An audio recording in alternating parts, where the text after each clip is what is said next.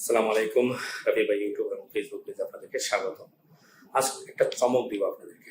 চমকটা হলো, ধরেন গত 1 বছর, 2 বছর, 5 বছর আগে আপনি একটা নাম্বার সেভ করেছেন আপনার ফোনে, কিন্তু সেই নাম্বারটি আপনি আবার সঙ্গত কারণে ডিলিট করেছেন। কিন্তু এই মুহূর্তে আপনার নাম্বারটি খুব দরকার, আপনি খুঁজে পাচ্ছেন না। সেই চমকটি আপনাদেরকে দেখাবো যে কিভাবে আপনার নাম্বারটি খুঁজে পাবেন।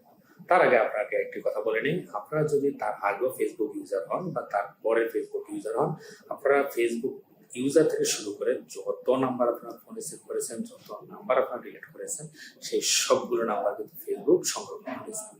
সো এটি একটি ভয়ঙ্কর যেমন জিনিস, তেমনি আপনার জন্য সুবিধা হলো আপনারা খুব সহজেই নাম্বারটি খুঁজে পাবেন।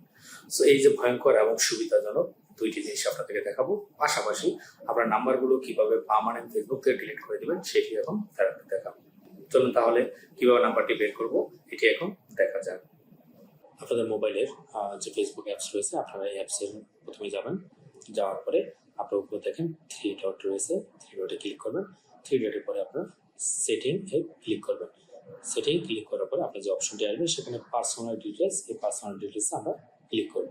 পার্সোনাল ক্লিক করার পরে এখানে দেখেন আবার ইউর ইনফরমেশন এন্ড পারমিশন, এখানে আপনারা ক্লিক করবেন। এখানে ক্লিক করার পরে দেখেন এখানে লেখা আছে অ্যাক্সেস ইউর ইনফরমেশন, আমরা এখানে যাব অ্যাক্সেস ইউর ইনফরমেশন। এখানে ক্লিক করার পরে অনেকগুলো অপশন আসবে। এখানে দেখেন your Facebook activity, personal information, connection, login information, security and login information.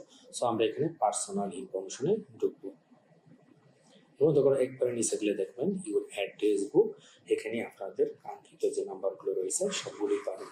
তারপরে দেখেন এখানে অনেকগুলো জিমেল অ্যাড্রেস রয়েছে যেগুলো আমি অনেক আগে ডিলিট করে দিয়েছি, সব এখানে রয়েছে। পাশাপাশি 4-5 বছর আগের যত নাম্বার ছিল আমার ফেসবুক ওপেন করার সাথে শুরু করে সব নাম্বারগুলো এখানে রয়ে গিয়েছে।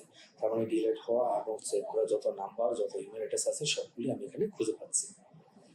এখানে যদি আপনারা এই নাম্বারগুলো ডিলিট করতে চান, সেক্ষেত্রে আপনারা উপরে যে ডিলিট অপশনটি রয়েছে এখানে যদি আপনারা ক্লিক করেন তাহলে আপনার ডিলিট হয়ে যাবে। এখানে আমি একটা নাম্বার ভিউ করে দেখি। দেখেন আমি ক্লিক করলাম, ক্লিক করার পরে যদি আমি একটু ফ্ল্যাটের উপরে দেখেন এই নাম্বারটি শো করছে আমার কাছে।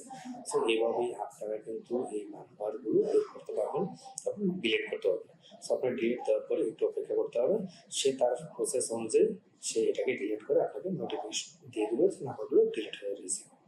সো ভালো থাকবেন, সুস্থ থাকবেন। আজকের মতো আল্লাহ হাফেজ।